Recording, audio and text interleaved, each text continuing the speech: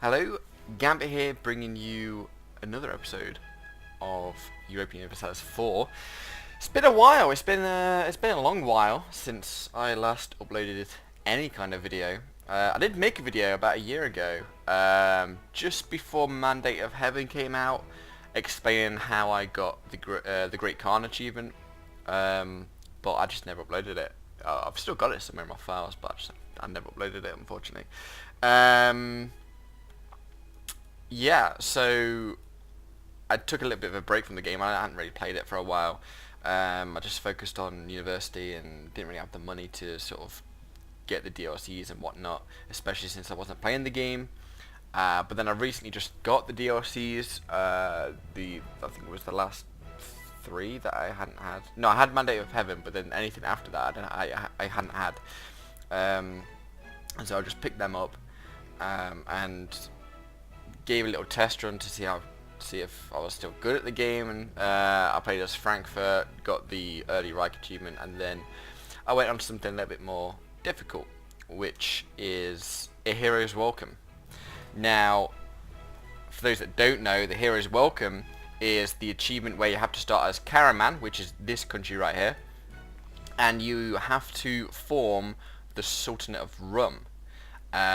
That's the only condition for the achievement, but obviously there's sub-conditions, because there's the conditions to form the country itself in the first place. And the conditions are, you need this province right here, this one, I think you need this one right here, and this, as well as Constantinople. As well as that, Byzantium needs to not exist, which is pretty simple. But then the Ottomans also need to not exist, and that one is not so simple. So, firstly, I'm going to talk about some of the strategies you should probably do at the very beginning of the game, and how to work around the AI a little bit. And then I'm going to just go through exactly what happened in my game. Obviously your games will be different. It might even be better, because I actually don't feel as if the very beginning of the game actually went too well. So, yeah, firstly I'm just going to talk about what you should do to begin with, because Karaman starts off with a very poor leader. I think he's a 112, and then his heir is a 001 or something like that. So, yeah, you don't get very good leaders to start off with, so you're going to be tight for monarch points, which is obviously very annoying, because you got to keep up on tech, and then obviously when ideas come into the play, it becomes a lot harder, especially when you're trying to core stuff. So, yeah, you need to work around that. The first thing you should do is start improving relations with the Mamluks and Hungary. As well as that, you should position your merchant to be collecting in Constantinople and collecting in Aleppo. Aleppo is your home trade node, and so you're going to be collecting there and collecting in Constantinople. As well as that, you have these options in the trade nodes now to tell your merchant exactly what to do there, and one of them is improve relations, and that makes it so that you can improve relations with countries faster, and that's really helpful for trying to ally someone like Hungary and allying someone like the Mamluks. You want to get there first, because the Mamluks, for example, they start off with too many relations, so that's already a minus 20 penalty if you get an alliance, and if they pick up another one, it's minus 40. So you need to get there before anybody else does, and it took me 5 attempts to actually get the alliance to the Mamluks, and I got pretty lucky. So yeah, that's what you need to be doing first, and that is probably one of the hardest parts of this campaign, getting that alliance with the Mamluks, because they used to start off friendly with you, and so you could almost always get an alliance with them straight away. But that's no longer the case. They won't always take the alliance with you. In fact, like I said, it took me 5 attempts. That they will almost never ally you now. So getting those improved relations up as fast as possible is really important. And you can't do the good old ask for royal marriage first and then get the alliance, because they're actually less inclined to take the royal marriage with you than they are the alliance. So it's going to take a long time. It took me quite a few years to get the alliance with the Mamluks, and I never actually got the alliance with Hungary in the end. Despite improved relations to Maximum, it just didn't happen. So in all 5 of my attempts, it just didn't happen. I was always like maybe 1 or 2 opinion away or reasons away. And even though I had the Diplo rep guy, it just still didn't matter. So that's one thing you need to sort of watch out for, is that you might not actually get alliances over here. I did instead pick up alliances with Wallachia and Albania. The reason for those 2 alliances is that Albania is actually guaranteed by Venice, and so if the Ottomans declare war on Albania, Venice will get involved, which means the war is actually not too bad. Is winnable. Wallachia, the reason why I took the alliance with him is because the Ottomans almost never declare war on him first. It's usually Kandar, Byzantium or Albania. It's almost never Wallachia first. So I was pretty confident that he would not get warred on straight away. So I took the alliance with him because, as well, he will join the Court of Arms with promise of territory in the very first war. So that's very important. The Mamluks will also do the same. Promise of territory, Albania, promise of territory. So you don't actually need favours to call these guys in the very first war. In terms of how you should position yourself around the AI, this one took me a little while. The first 2 wars didn't go quite well, and they probably could have gone better if I knew exactly how to work around the AI. So I'm going to tell you a little bit about what kind of behaviors they tend to have. So for example, let's just assume that all these countries are gone and taken up by the Ottomans, including this over here and these. And so what you'll see is that we've got grasslands over here. In this fort we've got more grasslands. In this fort we've got woods, which is actually not too bad. They've got a fort over here which is highlands, and they might have a fort over here which is mountains. So the way we need to sort of work around this is that the Mamluks will come in, and oftentimes they'll just walk from one end to the other, and they won't even know what they want to do, and that's very irritating. So what you want to do is give them an objective. Set the objective that they should take one of these forts, because these are in good terrain, and if the Ottomans attack, we're not at a disadvantage. So you should set these, or even this one, as your target. Obviously you need to take this one first before you can get to this one. I'll talk a little bit about this one a little bit later. And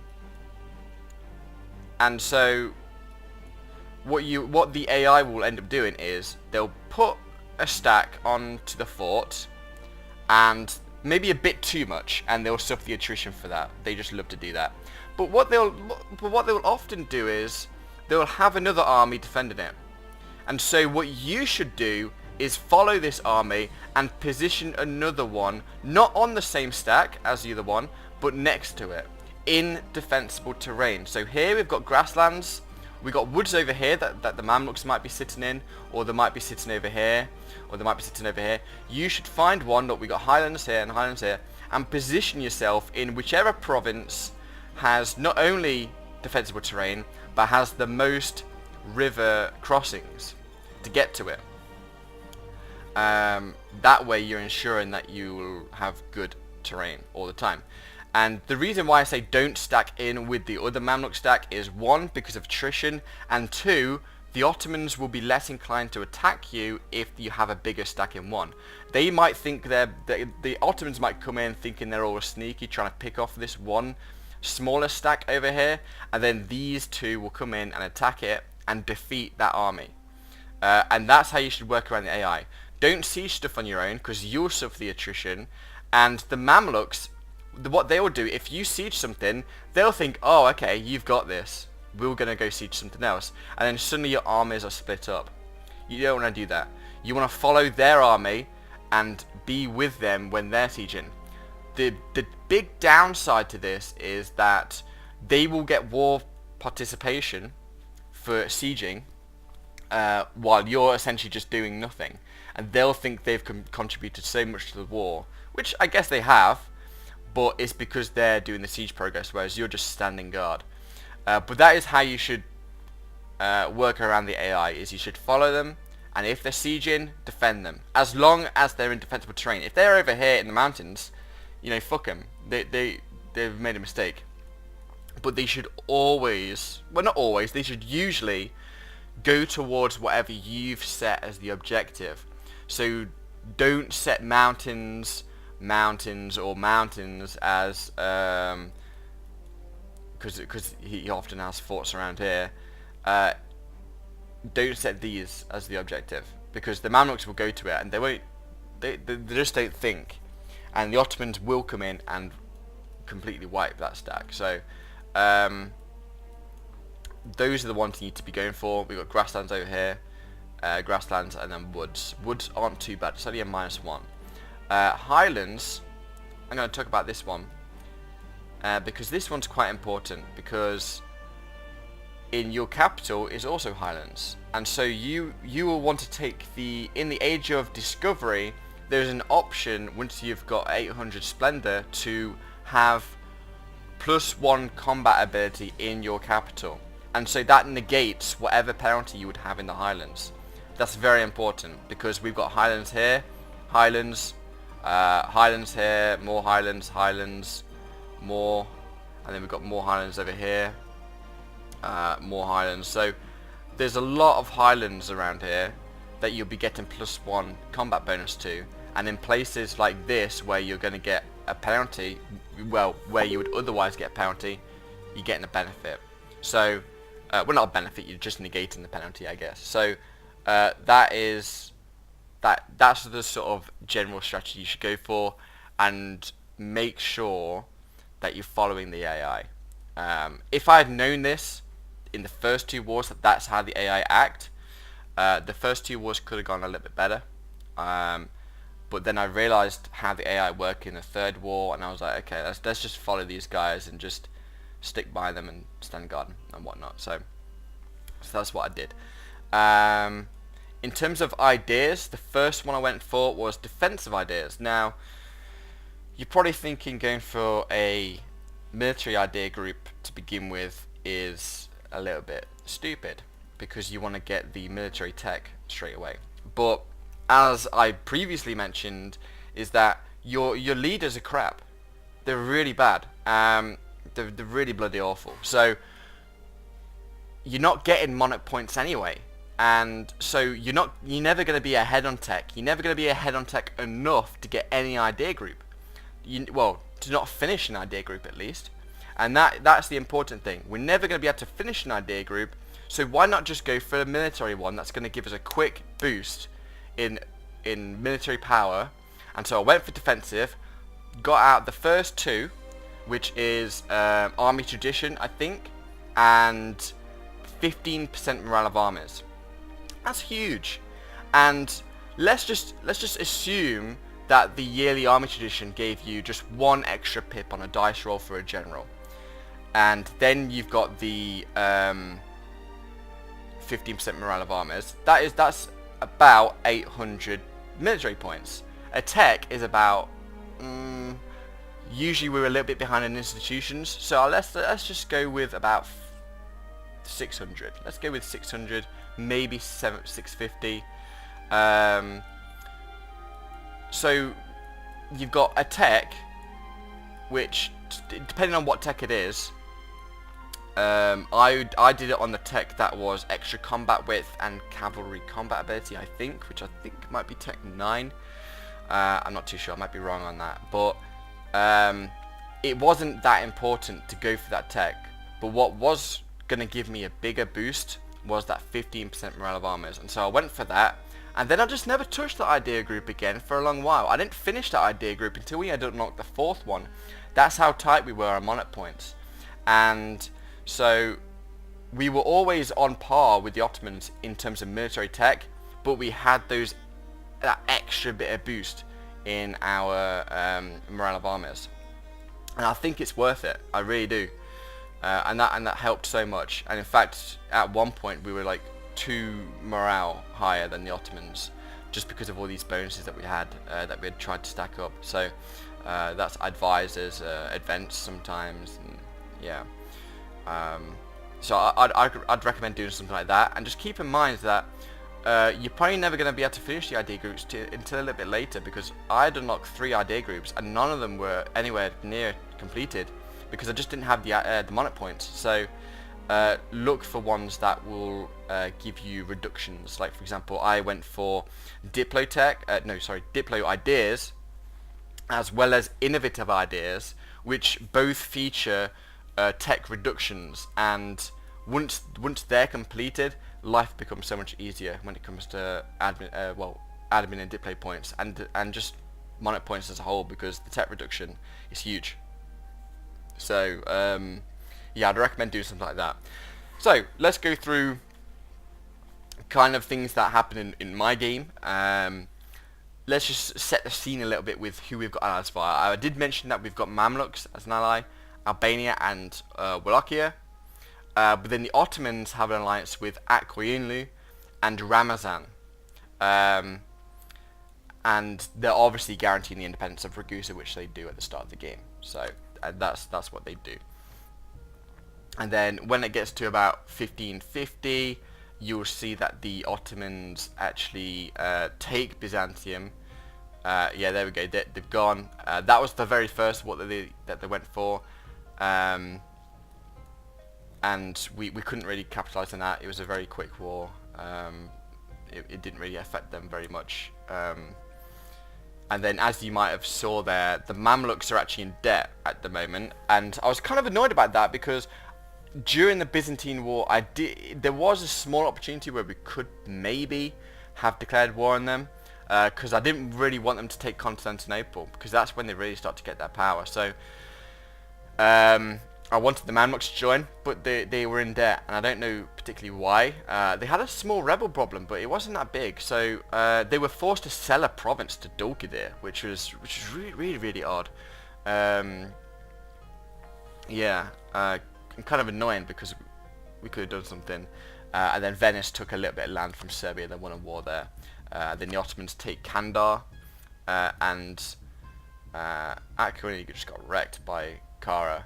But they actually come back a little bit and take Dulkadir. There we go. So what's happened here, this is actually quite important to note, is that we did briefly pick up an alliance with Trebizond, but it didn't last. Just because they just weren't willing to come to war with us, even with promise of territory.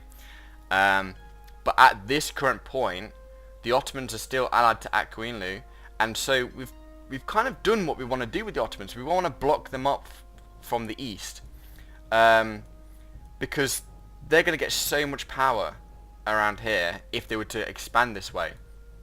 And so blocking them off is probably the most important thing you can do. And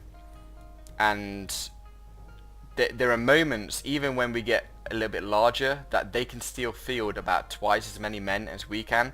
So if you can imagine how many men they would be able to field if they had all of this as well, it's ridiculously OP how much the Ottomans are. So and this, yeah, so we go to war with the Ottomans.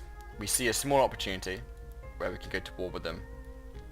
Promise of territory, we call in Wallachia, Albania and Mamluks. Trebizond, like I said, weren't willing to join, which is a shame. But Ottomans were allied to Ramazan. We immediately took them, took their fort, and annexed them. But Wallachia unfortunately got 2 promises taken and was pieced out of the war. Which is a bit of a shame, but they did what they needed to do, which was to distract the Ottomans from coming over here. Meanwhile, we're doing the same tactics that I said, sieging little bits at a time. And I think because they were fanning about over here, we actually managed to occupy Ankara. So that was very important. and then we peace out at some point soon. There we go. So we took the fort, which is very important, and we took a little bit of their coast. And so what we want to do is, this is the strategy I'd recommend, is take as much coast as possible, because you need to have naval supremacy to decide who goes across the straits, because if you don't have enough boats to kill theirs, you're never going to get over to their capital. So and at this war we didn't have enough boats to get across. The Mamluks just got destroyed, which is very odd because they actually had a larger navy than the Ottomans, but they just got destroyed. So I'm not sure what they were doing, but yeah, they got absolutely wrecked. So yeah, you need to have naval supremacy, and part of the way of doing that is making sure you're taking these coastal provinces, which give them naval force limit, and obviously when you're taking them, it gives you naval force limit. So that's the way, in my opinion, to do it. We took, like I said, we took a fort here, which is in the Highlands. That was the only fort that they currently have that's in really good defensible terrain. There's woods over here, which is obviously a little bit annoying, which I think woods and Highlands get the same, but overall, is that the forts are actually, this is probably the worst one because it's right in the center, and it's just, so it just sort of knocks that out for them. And now they're limited to the edges, so we can sort of take these interior ones from them. We also gave a province to the Mamluks, but they were still annoyed. They were still annoyed because of the promise of territory. They felt as if they had more war participation to get more land. They expected 2 promises, which was way too much for me. I didn't want to give them that much. That was just ridiculous. So, and as well as that, Albania also got annoyed with promise of territory, even though I physically couldn't give them anything in their area of the land, which was crazy. So, I guess we could have done return core possibly, but again, we were barely taking enough land for ourselves, so I didn't do that, and I just thought that the penalty was going to be just minus trust, because I haven't really played this patch that much, so I just thought, okay, we're going to get a little bit of trust penalty. It wasn't just that.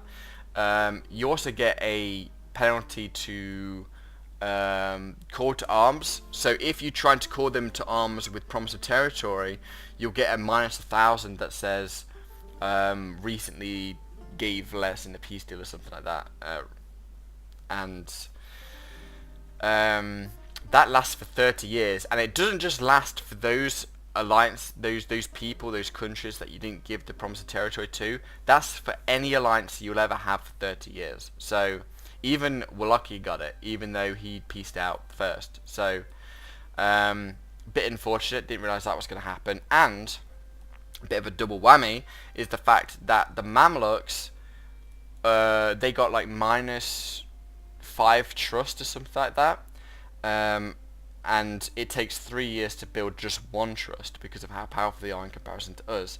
And so all our trust was gone, and no, all our favours were gone, and trust had gone down, and so they just weren't willing to accept any sort of call to arms because we didn't have enough favours. So we lost favours, we lost trust. It was horrible. So yeah, what can you do? I also took Dulkadir because he had no allies after this war as well. Just picked that up, and I think around about this time we got rid of the alliance with Trebizond just because I realised that he was going to be doing absolutely nothing. So yeah, there's a little bit of a peacetime here, waiting for the truce to come back up with the Ottomans, even though I know that we can't take an offensive war. And here we go, so we're at war again. This time he declared war on us. That's very important because as I mentioned, we can't call our allies to war, but in a defensive call to arms, they're more than happy to join. Wallachia gets annexed, and then Albania follows suit, not too soon afterwards. There we go. But meanwhile, we're just taking some of their forts, and forts are the most important thing in the war. You have to understand that, because the Ottomans, they won't go down if you beat them in multiple battles. it does not matter. They will just get back up again. It doesn't matter if they if you just defeat all the stack wipe them, they somehow have enough manpower to get more troops, and even if they don't have enough manpower, they somehow have enough money to hire mercenaries without going into debt. That's just the way the Ottomans are. They're just really good. And so you need to focus on the sieges. The sieges are the most important thing. You can win as many battles as you want with the Ottomans, but if you don't have the sieges, you're not getting anything. And so that's what you're going to be focusing on. Take the battles if you need to, but sieging is the most important. And what we took was, we took a fort over here. So again, we took the one that has defensible terrain and is part of the strait crossing. So now there is a chance for us to get naval superiority and make sure he can't cross the strait. And both these strait crossings are within this sea tile. So as long as you control this sea tile, it's all good. The only other forts now is this fort here and this fort here. So these are the only two forts on this side of the strait now, which is actually really good. So, but in saying that, he is still way more powerful than us. It looks like we're pretty even, but we're really not. He can field probably almost 3 times as many men as we can. So it's still really in their favour. So, a bit of a shame, but what can you do? Not too soon after this, oh, I also forgot to mention that we took a fort over here as well, which is in mountains. Very, very important. This guy is just a thorn in our side, but I'll get to that in a second, of how we dealt with him. Very, very soon the Mamluks called us into a war against Mushasha or something like that. I think it was him that he was at war with. And he didn't actually take anything. Surprisingly enough, he took nothing from these guys. And it actually annoyed me a little bit, because there was a small opportunity where we could actually go to war with the Ottomans. But he was too busy fanning about over here to actually join the call to arms. I think the Ottomans were at war with the Emperor. So, yeah, and Venice just got completely kicked out of this area. Look, Crete is gone, Naxos and Kotor here, which he had, and so yeah, so Venice just got completely kicked out of here, and he just released these states, and as well as that, Kara had some rebels, so we immediately just picked up on this and took this land here, got Armenia as a vassal, and took these 2 provinces. And at this moment I realized that we should start expanding over here. The reason why I hadn't thought this to begin with is because I thought what was going to happen was we would beat the Ottomans in the first war. They'll be too tired to really put up much of a fight in the second war. The second war would be difficult still though, and then from that point we'll just hinder the Ottomans from day one.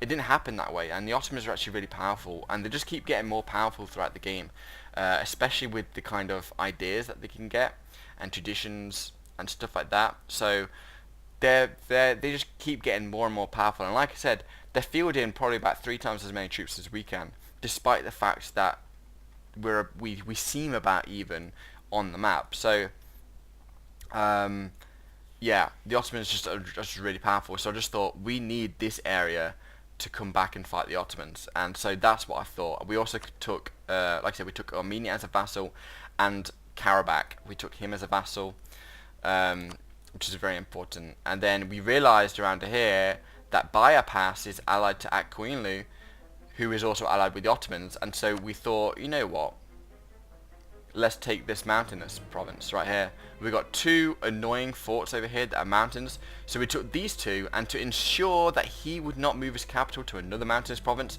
we took this one as well. And so the only other provinces are over here, which the Mamluks actually peacefully vassalized Akkoinlu at this point. We also took another province for a vassal over here as well. So at this point we've got 2 vassals who are pretty decent. Armenia is a march.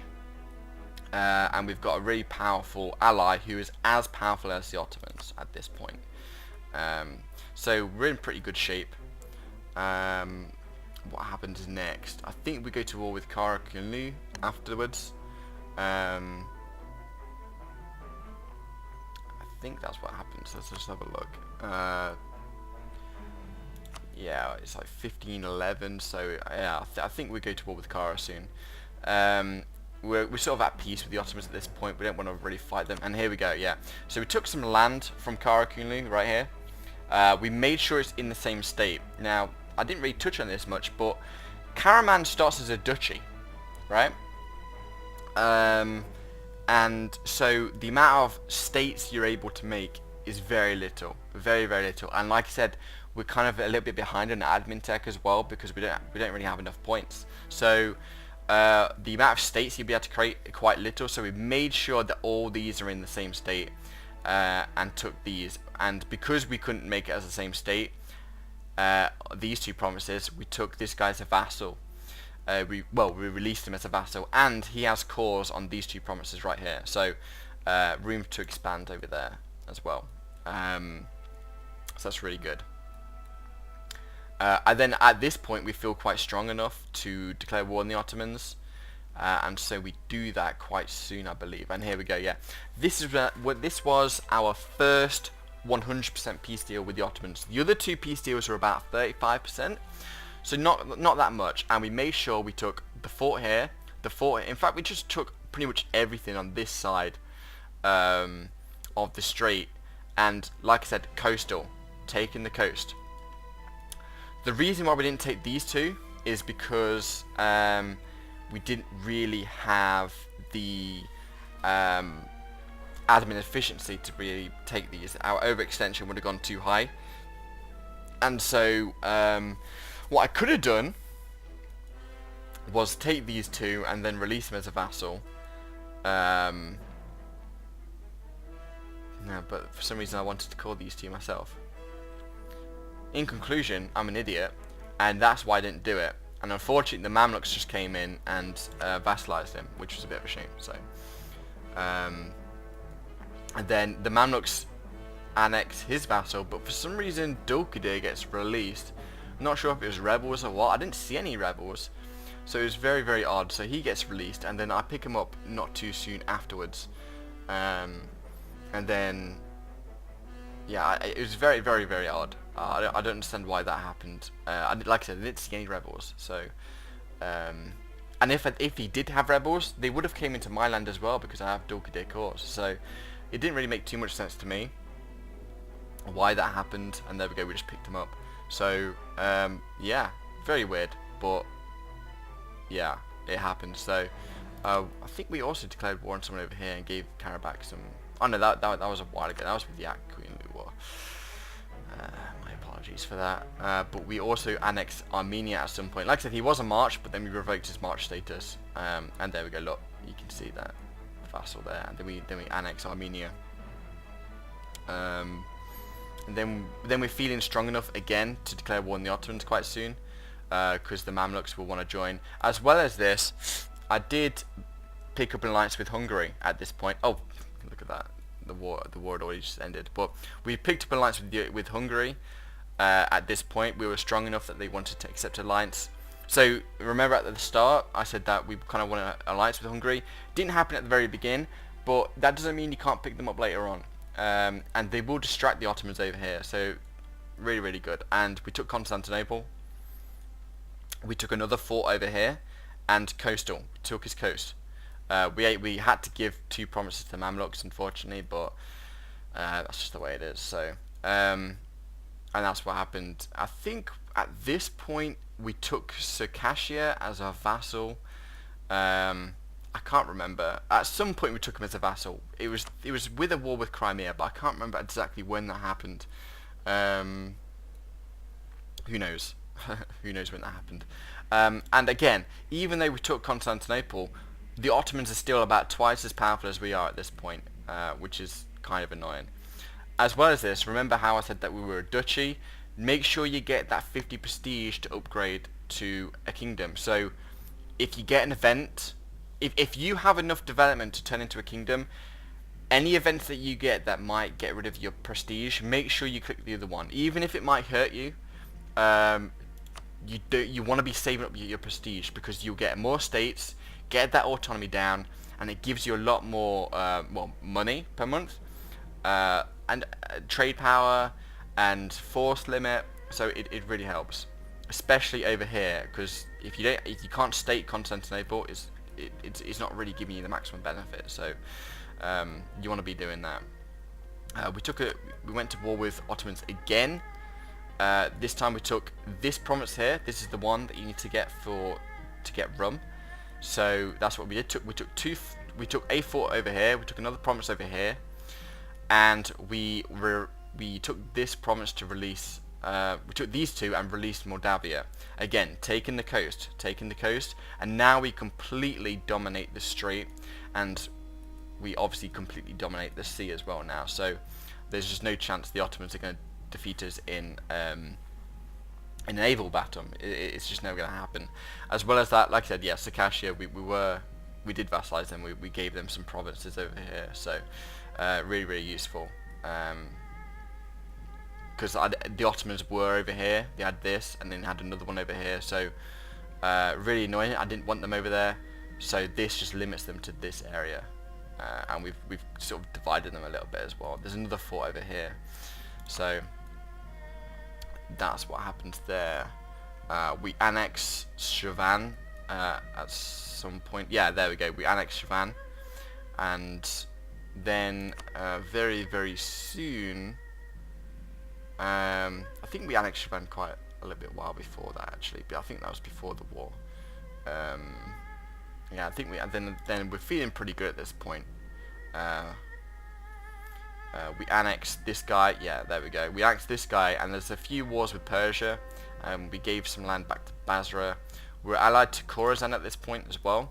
We're a little bit over the relationship limit, which is why we had to quickly annex this guy.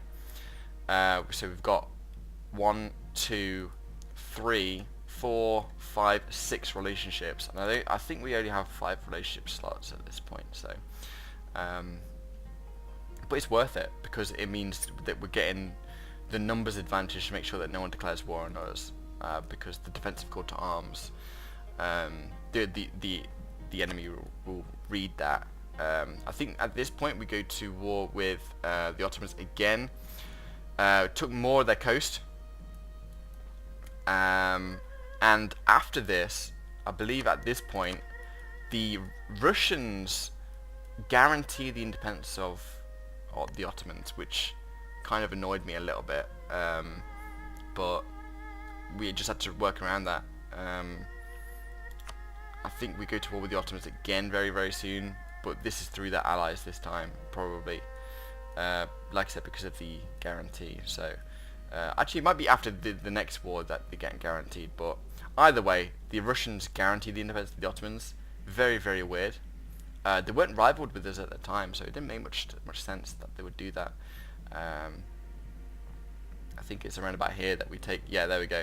So we made sure to take his fort, took these two, we took Kotor as well. So again, take their coast, and then now the only coastal province they have is Rhodes.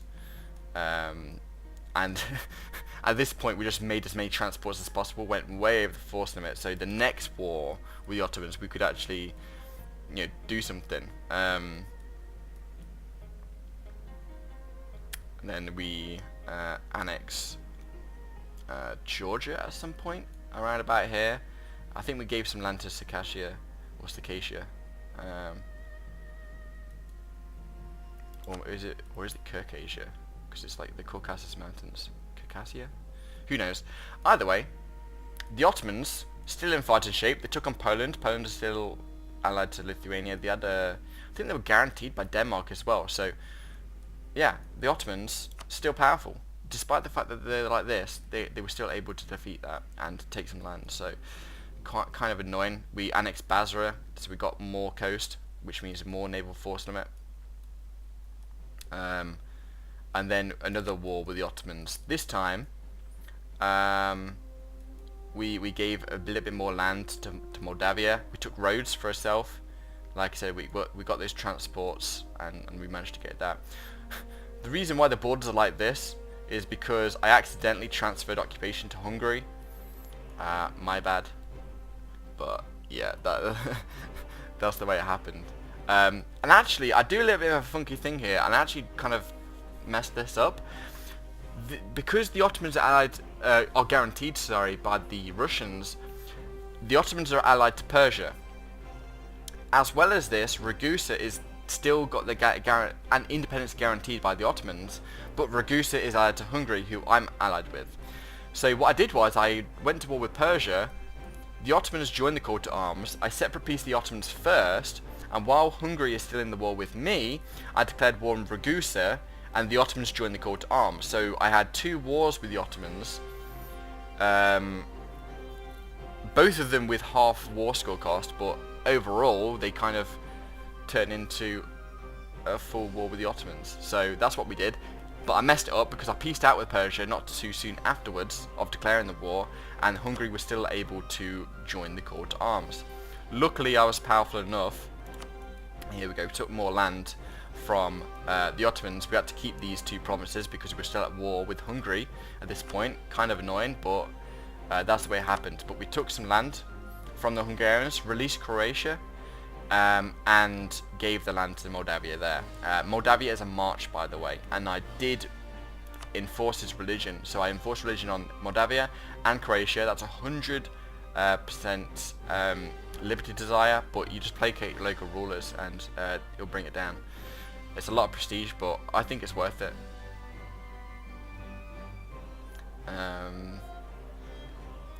What else happened? So we're at 1642. I think we go to war with Hungary again quite soon, because I wanted Rome, and so yeah, here we go. So Hungary is allied to the Papal State, and so I declared war on Hungary while they're at war already, and Ragusa didn't want to join the call to arms. And so I give a bunch of land to Croatia, take Rome for myself, release these 2 countries as independent states. I didn't take them as a vassal, but Transylvania peacefully wanted to be a vassal anyway, so I just jumped on that opportunity, so that was good. The reason why I didn't want to release Serbia independently, like take the land and then release him, is because I already had one of, I think maybe two promises that they had cores on, and it would mean that I would lose the core. Transylvania I probably could have done, but I'm not sure if I had the forts. Who knows? Maybe I'm just an idiot. But they wanted to be my vassal anyway, so it didn't really matter. And then we go to war with the Ottomans again. Very, very soon afterwards, took a bunch of land from them. They're reduced to 1 province. Unfortunately, we just didn't have well, the war score cost was about 98 for all those provinces. These 2, he had developed so much. This was about 39 development. So even though he moved his capital from Constantinople to here, he managed to develop that so much. It's insane. And so these 2 were really valuable, and we hadn't even called Rome at this point, so our overextension was 130%. So bit of a mistake, but I think, well, we got through it with rebels. It was fine, not too bad. So that was actually really good. And then he's allied to this guy right over here, and so we declare war on him not too soon afterwards, and then call in the Ottomans, and then just annex him, which is really good. So, and that'll be the last part of the achievement, really. Yeah, there we go. So we've annexed the Ottomans. We're at war with Crimea, and that, and so we want to give a bit of land to Circassia, which we end up doing, and then we form Rum. The name won't change, but we can just do this. And so yeah, and that's how we got the achievement. The next achievement I'm going to go for is the definitely Sultanate of Rum, so you can easily launch yourself into getting the next achievement. And we have Constantinople, we have Rome, which is the 2 conditions for the achievement, but then the other condition is Moscow. We're currently allied with Russia, and I think that works in our benefit, so we'll try and get some land over here, and try and get some more land over here, and just expand as much as possible. Maybe start declaring war on the Mamluks once Hungary have been taken care of. and then we can start to look at turning on Russia, because we are the most powerful country in the world in terms of development at this point, but in terms of army, not so much. We've got, yeah, not as many, but we did recently get a huge force limit boost because we got new ideas, which is the 25% force limit. And in fact, the ideas between Rum and Karaman are somewhat similar. You get the discipline, less core creation cost reduction than Karaman. Karaman gets minus 25%. Same yearly legitimacy, and I think Karaman also has this one as well. Construction costs, I'm not too sure, or it might be interest that they might have. I'm not too sure, but it's something like that. But the two really good ones are the morale of armies and the force limit, which is huge. So really good. So we've recently got that, and we recently took this one here. So that's why we're so under the force limit at the moment. So we also recently enforced religion on Circassia or Circassia. Who knows how you pronounce these names, you know? And so he's quite high on Liberty Desire, but we're gonna placate when we get the prestige. I think it's worth it because these two in particular are going to be around for a little while, and so making sure they're the right religion is quite important. So yeah, and that's what we do. We got full control in Constantinople. We're getting quite a few ducats per month, but the Mamluks, man, they need to be transferring more over here. So our next goal is probably to come over here and take some of this trade power. So we're in a pretty good spot to be able to just launch ourselves into trying to take on Russia. Like I said, the first two wars with the Ottomans didn't go too well. If those two were 100% peace deals as well, probably would have been a little bit better. And we might have been able to form Rum way earlier. But as it stands, it's 1661 and we've only just formed Rum. So it's going to be a tough one to get really powerful enough to take on Russia directly. But I think it can happen. So hopefully this has helped some people who saw other videos and but were a little bit outdated in the fact that the Mamluks were friendly, but they're not friendly anymore. But I still think that's the right strategy to go for, and hopefully at the start of the video when I was talking about the behavior of the AI, hopefully that will help some of you as well to try and get the achievement as well. So yeah, it's kind of annoying to players to begin with, especially with the AI being really stupid, but once you learn how they behave, it becomes a little bit more fun. I do want to mention one more thing, which is drilling. A lot of people don't like drilling their troops, but in my opinion, if you have the spare cash, I think it's worth it, because not so much for this number here. They mean essentially nothing because it ticks down so fast. Like this guy barely saw combat and he's back down to 0. This number doesn't really mean that much either, but it's this button right here. Now, a lot of people will say that it's actually money-wise, it's more beneficial to go for mercenaries because you get more men. But in my opinion,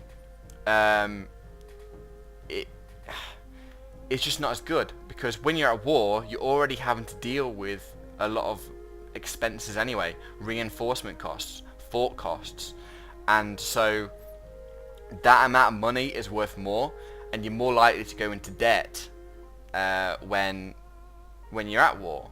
So it's sort of like if you were to get an event that gives you -1 stability. If you have, say, 800 admin points plus 2 stability, and you get an event that gives you -1 stability, doesn't really matter that much. You'll take that event any day of the week, and it doesn't really matter. If you're at -1 stability and you have no admin points, that -1 stability event seems a lot worse. And so in my opinion, the manpower, although it's less than you'd get money-wise when you're hiring mercenaries, when you're at peacetime, it's the money means less to you, and so it's worth spending the money on the manpower, this button right here, because even when you've used all the clicks of this button, you can still go into debt and take the mercenaries anyway. And so it's just manpower in reserve. You get your maximum manpower, and then have extra manpower in reserve, and then when that's gone, then you can hire the mercenaries. And so I think that's the way to go. Especially if you're a nation that has quite a small manpower pool, it means that you can actually take on some of these larger nations with larger manpower pools. Like if you look at mine, Russia. Okay, Russia's not very good on manpower, but usually he has huge manpower. But we would not be able to take him on in a fight because he has too much manpower. He has like 200,000 at maximum. Obviously he's having a bit of a tough time at the moment. He's just come out of a war and he's in another one. He's got rebels, so so having this button is really, really good if it's available to you. So I recommend drilling just for that reason. If you just don't have the manpower to compete, so really useful, especially after you've come out of the war as well, because after you've come out of the war, you ideally want to get rid of all your mercenaries. But if you have rebel problems, that button is really helpful. And often when you come out of a war, you got overextension, you got rebels, and then this is the opportunity that someone will take to declare war on you. And you don't have anything to defend against because you just used everything in that last war. If you have that button, it's there to safeguard you, and the AI will be less inclined to declare war on you because they'll be like, hey, this guy's got a manpower pool, best not. So yeah, so that's pretty much it. I hope this helped. I don't really do campaigns anymore just because I don't have the time, but I will occasionally, very, very occasionally, upload these kinds of videos. So yeah, hopefully you found this style a little bit interesting. Hopefully you learnt a little bit something as well about how you might be able to take on this achievement as well. So yeah, thank you very much for watching, and I'll see you next time if there is a next time. Okay, thank you.